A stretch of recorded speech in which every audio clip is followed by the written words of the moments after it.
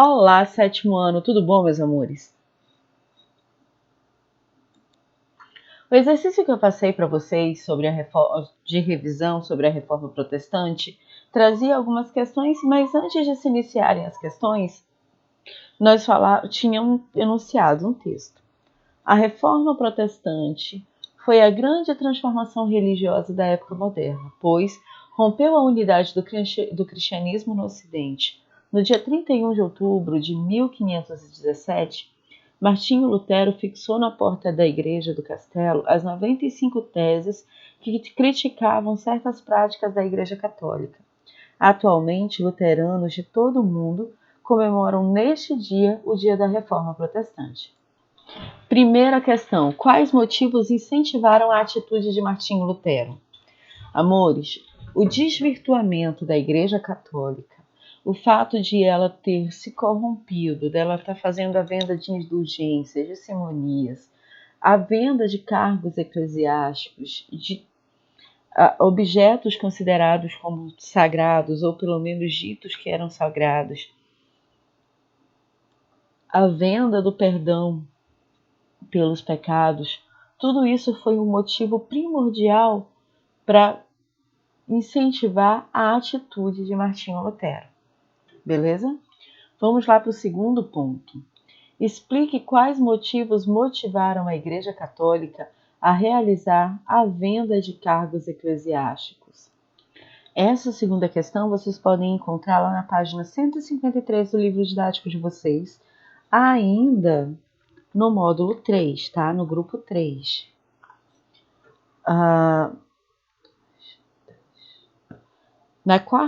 No quarto parágrafo diz assim: muitos membros do clero pertenciam às famílias ricas da Europa, pois as autoridades católicas praticavam a venda de cargos eclesiásticos, prática conhecida como simonia. Como consequência, houve o crescimento expressivo do número de padres. Gente, em outras palavras, a simonia ela vai poder ser encontrada como venda de relíquia sagrada ou venda de cargo eclesiástico. A venda do cargo eclesiástico ele acontecia porque as famílias ricas elas tinham que os membros da família rica, os filhos dessa família rica, eles precisavam entrar em locais que fossem lucrativos. E a igreja era um local extremamente lucrativo. Se eu viesse de uma família rica, se eu viesse de uma família nobre, quando eu entrasse dentro dos cargos sagrados, dentro da igreja, eu automaticamente entraria no alto clero. Eu não entraria no baixo clero. Eu entraria para as maiores e melhores paróquias. Essas maiores e melhores paróquias, elas teriam uma venda maior, elas teriam um rendimento maior de dízimos e ofertas, e isso seria extremamente lucrativo para mim. Por isso, meus amores, que nós vamos ver acontecer a venda dos cargos eclesiásticos, tá? Porque era lucrativo, beleza? Terceira questão: qual a função das indulgências? Amores, indulgência é compra do perdão dos pecados. Então, eu pequei, cometi um pecado muito grande, muito grave, eu vou comprar o perdão do meu pecado. De que forma eu compro isso? Através de uma indulgência.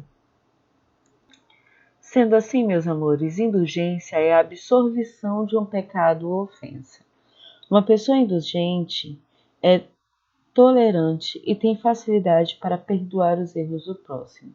A venda da indulgência é a venda do perdão do pecado, é a absorvição pelo pecado.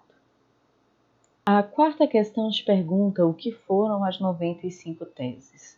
Gente, as 95 teses de Lutero, elas foram pregadas, elas foram fixadas aqui, na porta do castelo de Wittenberg, certo?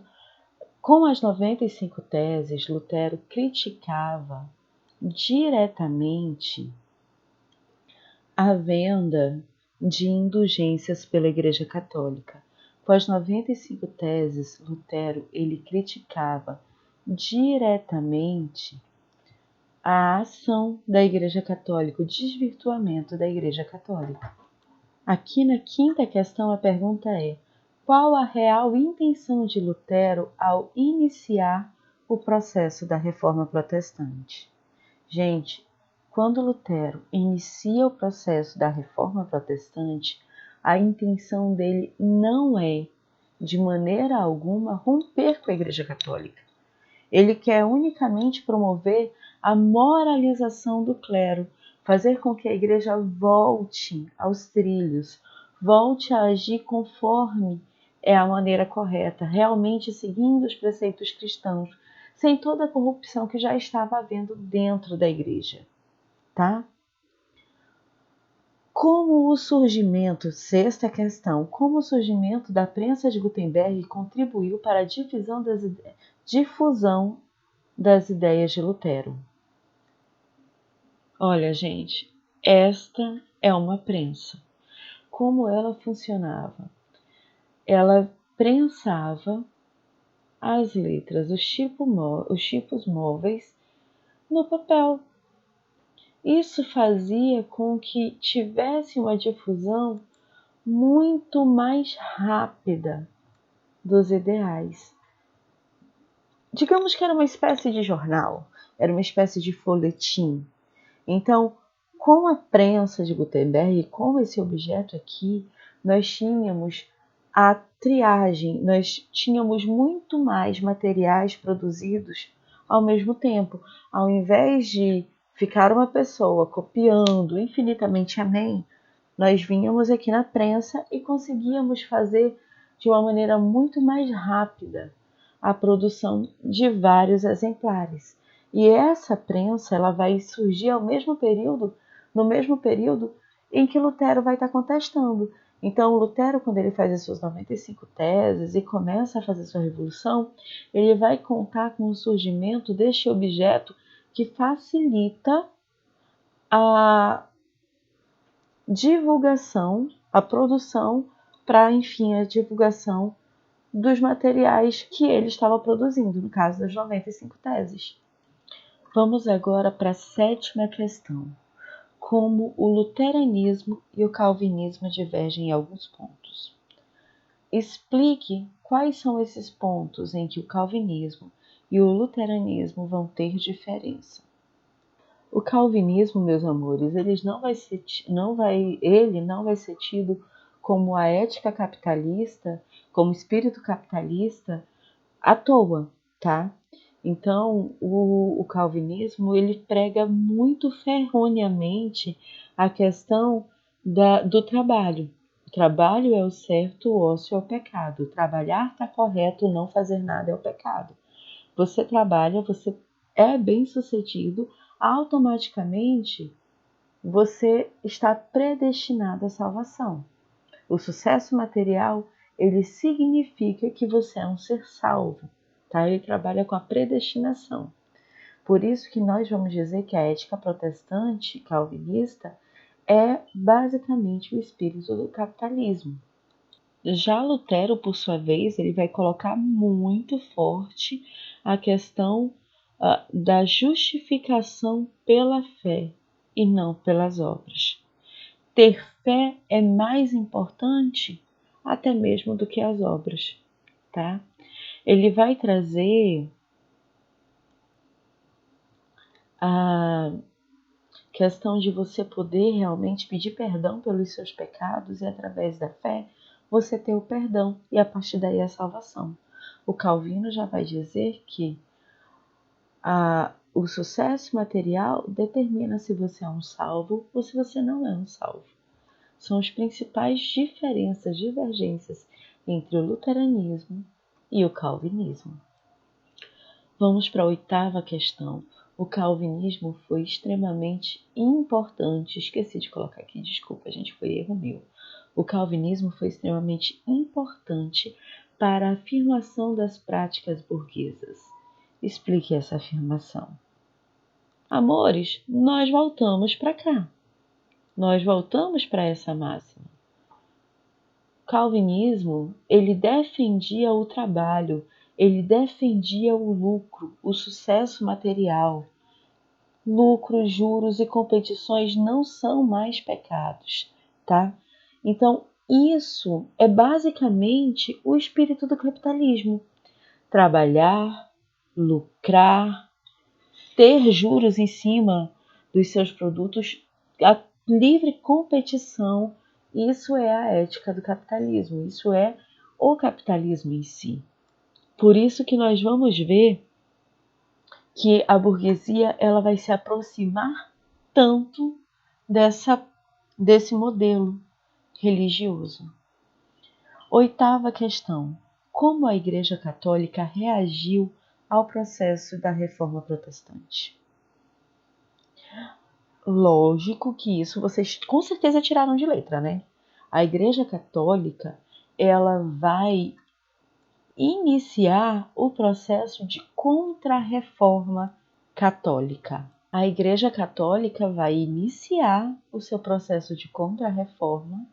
Nós vamos ter o Concílio de Trento, que é a reunião de todos os líderes, onde vão ser estabelecidas algumas medidas que devem ser realizadas. Vai ser reafirmada a autoridade do Papa. Vai ser criada uma lista de livros considerados proibidos, que é o Index Católico. São reafirmados os 7 sacramentos, o celibato clerical, a missa rezada em latim, culto aos santos, o modo único de interpretar a Bíblia. E nós vamos ver a retomada da Inquisição, o julgamento de todo mundo que é considerado herege. Além disso, a gente vê também a criação da Companhia de Jesus, que é como a Igreja Católica vai se unir às monarquias do período para iniciar o processo de expansão. E nesses territórios alcançados, toda a população que estivesse lá seria catequizada pela Igreja Católica. A 10ª questão a gente já até respondeu, né? O que foi o Concílio de Trento e o que foi definido no mesmo. Vamos voltar para a nossa história em quadrinho. O Concílio de Trento, deixa eu fixar isso aqui melhor,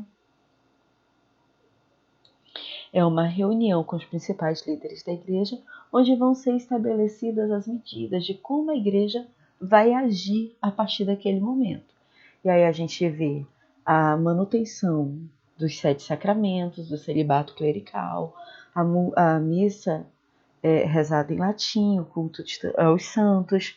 O único modo de interpretação da Bíblia, é criado o Index, é reafirmada a autoridade papal, é criado o Tribunal da Santa Inquisição e é criada a Companhia de Jesus. Assunto que nós acabamos de explicar também na questão número 8. Meus amores, eu espero profundamente que vocês tenham compreendido e eu volto com o nosso próximo assunto. Fechamos aqui o módulo 3 e no nosso próximo momento nós já teremos a aula do módulo 4.